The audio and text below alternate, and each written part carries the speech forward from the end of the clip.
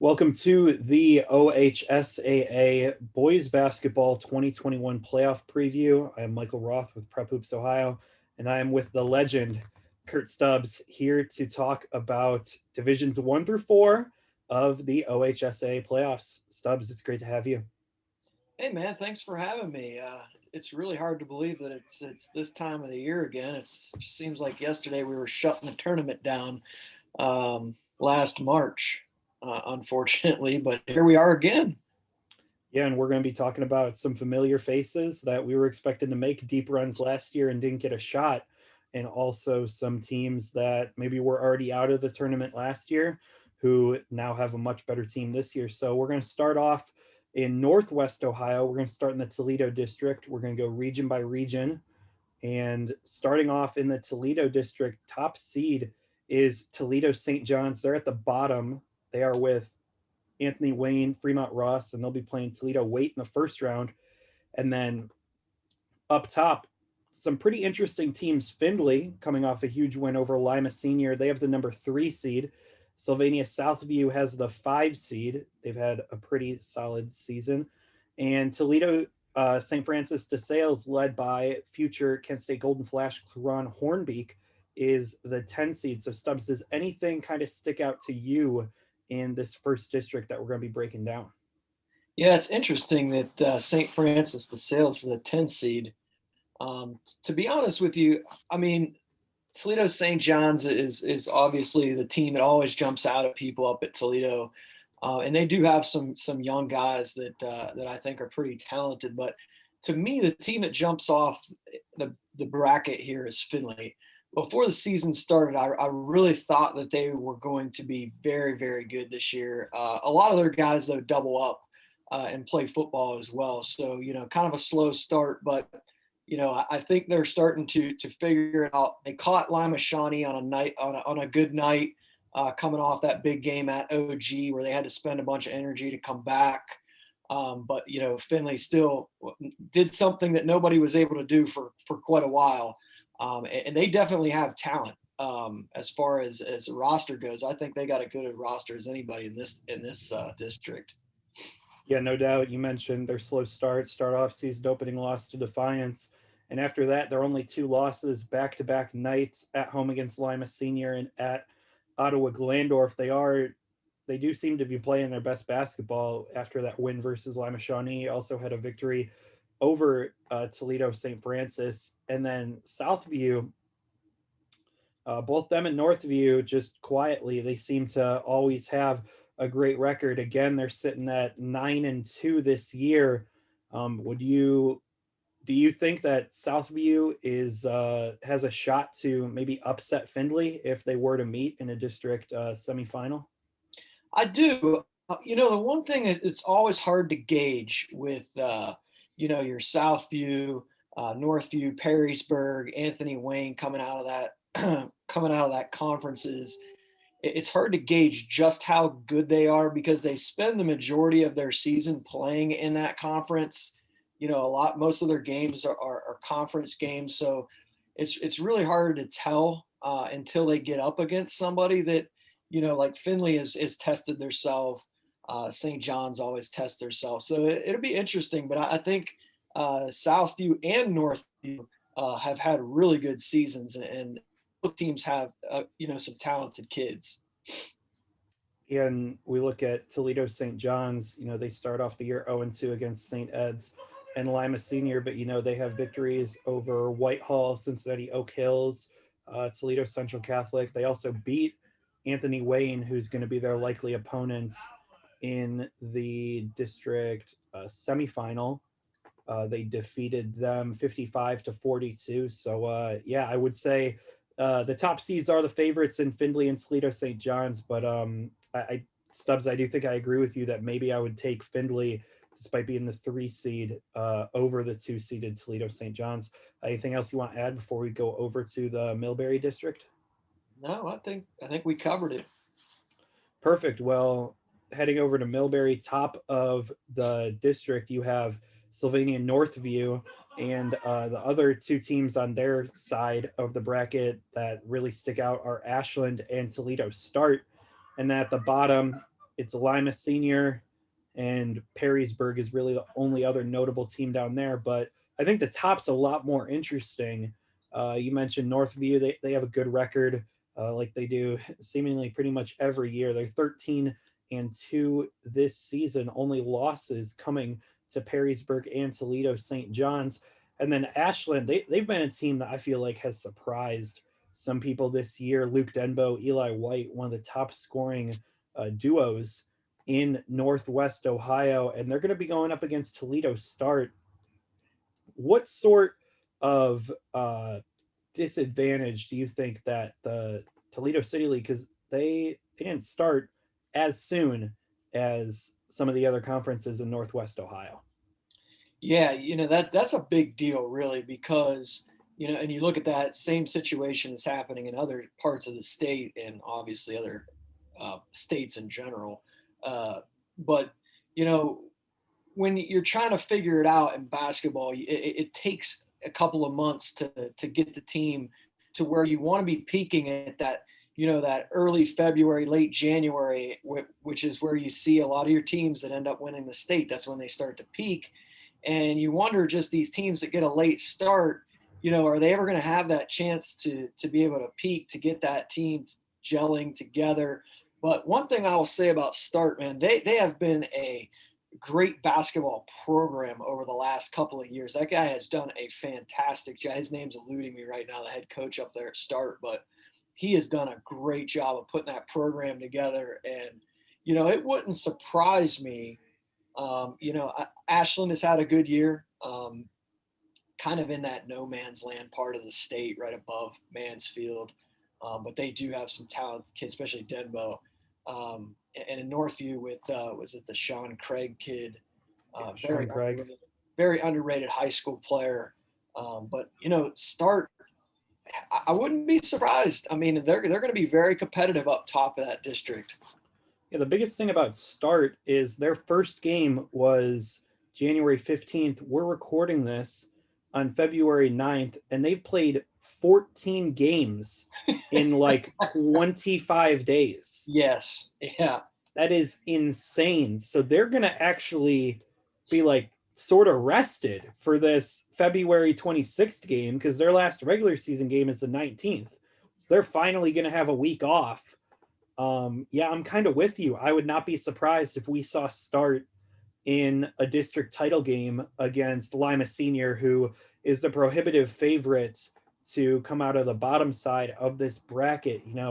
Coach Q, his team looks very different from last season. Really, Khalil Luster is the only guy who made a huge impact on their team last year, but despite having very little experience, Lima Senior was still the number 1 overall seed in the Northwest region. So maybe Coach Q wins another district title and will maybe get his shot in the regionals that I'm sure you, just like me, were very intrigued by that Lima Senior Eds matchup that we never got to get last year. So would you say that you're predicting maybe a Lima Senior Toledo Start district title game? Yeah, I wouldn't be surprised by that. You know what? You mentioned Coach Q. This is, last year, obviously, they were talented with Fulcher and Simpson and those guys. But really, this is the kind of team that Coach Q likes to coach. Guys that are just, kind of, most people outside of Lima have never heard of most of the guys on their roster. Junkyard They're just dogs. Tough, grinded out guys that are just gonna, sell out and just be tough on the defensive end, tough guards. This is his kind of team. So I think they have a real good chance of winning this district again. I would say they're probably, they've got to be the favorite here to get back to the regional again. But I could see a Start Lima Senior district final. All right, now we're going to move into the Northeast region.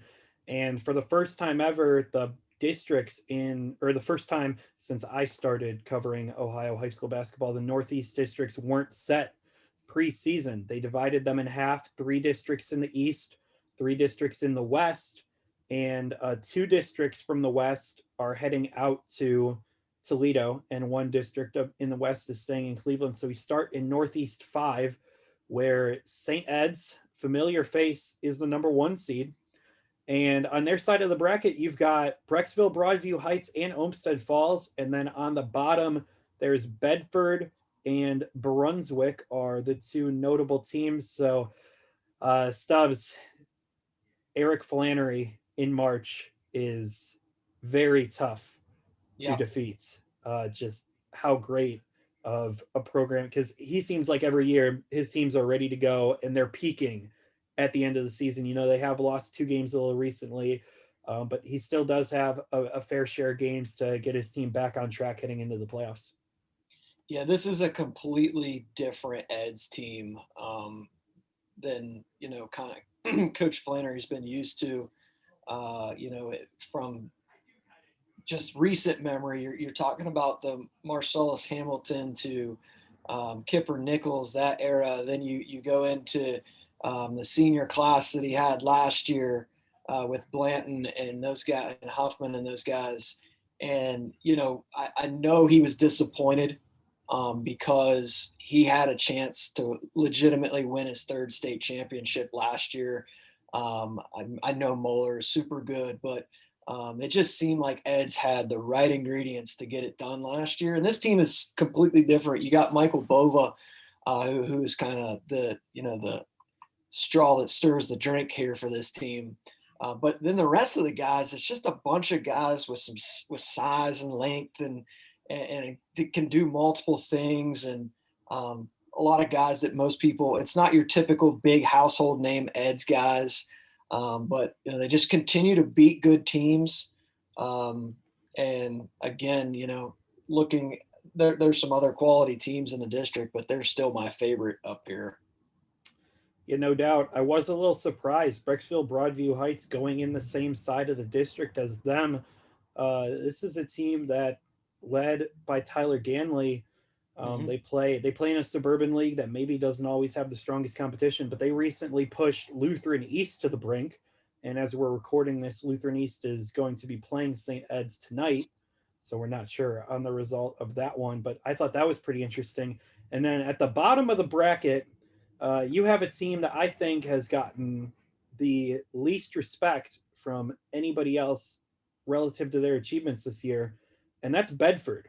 This team, I believe they still only have 1 loss, which was their first game of the season to Garfield Heights. They've quietly picked up a lot of quality victories despite only having played, I believe, 8 games so far this year. Chaz Harris is a guy that pretty much nobody outside of Northeast Ohio knows about. But he is a very legitimate scholarship level prospect. And this Bedford team, they've taken their lumps. I believe their freshman year, this team was barely winning any games in a season. And now all these kids who have been starting since their sophomore year are seniors. Don't sleep on Bedford as a number 6 seed. It's going to be, if they end up facing Brunswick in the district semifinal, which it seems fairly likely that they will, that's a very contrasting styles of a matchup. Yeah. It's always good when you got guys that take their lumps early and stick it out with the program. And then eventually by the time they're juniors and seniors, they start finding that winning formula. When I look at this bottom half of that bracket, Brunswick was the team that jumped out to me, because when you look at the Brunswick, I think they're maybe about 10-6 or so, something like that. You look, really the teams that have beat them are Medina, Menor, and Solon. And you look at the last game against Menor, I think it was 97-91 there in early February. And I think they had 2 guys that went for a total of 72 points between 2 guys. So Whitlinger and Burnett, I think both Massey. Was it 37 and 35? Yeah, Trey Massey and Marquise Barnett. Yeah, so they, Brunswick is definitely, I think, a team that has went a little bit unnoticed. Most of their losses are close and to really good teams. So I wouldn't be surprised if we see Eds against Brunswick in the district final. Yeah, that's a strong call. Marquise Barnett is a very talented point guard at 6'3". I think he should be on a lot of Division II radars around the region. And I do know Ed's scrimmaged Brunswick before the season. So not sure how that might play out in a potential district title game. But we move over to uh, Division or District 6 in the Northeast region, and that's headlined by St. Ignatius, Cam Joyce and company. They defeated rival St. Ed's very recently. Unfortunately, my one viewing of the Wildcats was a shorthanded Ignatius squad against Hilliard Bradley when they had to leave Henry Rayner at like a gas station stop when they were less than halfway down to Columbus. So, not the best viewing experience of the Wildcats that I got there. But I did get to see their freshmen play more than they usually do. And I know that Coach Joyce has relied on a pair of freshmen this year. They're joined top half of the bracket by Amherst and Wadsworth are the two next top seeds. Amherst coming in the football powerhouse division or conference of the SWC, a little bit less in basketball. You know, they graduated Christian Pfeiffer last year, so not sure what sort of firepower they have. And then Wadsworth, led by sophomore point guard Solomon Callahan. They're in the same conference as Brecksville, who we recently mentioned. And then in the bottom side, you have Garfield Heights, Lorain, and North Royalton. I know Sonny Johnson was upset with his ranking in some of the Northeast Ohio polls. Do you think his Bulldogs have what it takes to get out of the bottom side against potentially Strongsville and then either Lorain or North Royalton battle in the district semis? Yeah, that Garfield Lorraine game, if that were to come to fruition, is interesting. You know, you have Seth Wilson at Lorraine.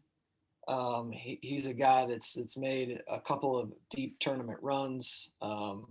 One in Division I, getting beat by Moeller in the finals as a sophomore when he was at St. V, and then winning it as a freshman when they were in Division II.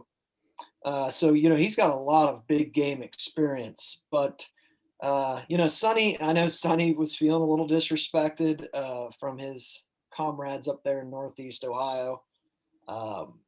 His son is starting to look like he's starting to get back into form. He's a little bit of a, you know, more of a floor general type guy. He's got some talent. I don't know. For me, you know, I think I would probably lean Lorraine because of Seth Wilson. But that would be an interesting matchup.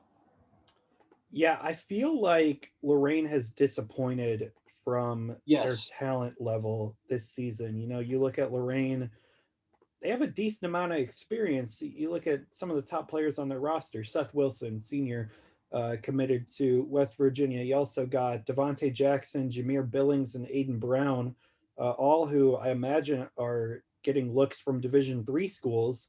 And those three guys are all seniors as well. So I feel like maybe if those guys come together and you're looking at a four-man senior class, kind of, they might have some more seniors that score a little less, but those four guys leading the way for you, I think that at worst, Lorraine should be expecting to make a district title game with that sort of talent. And I do think Ignatius has a very easy path to the district title game on paper.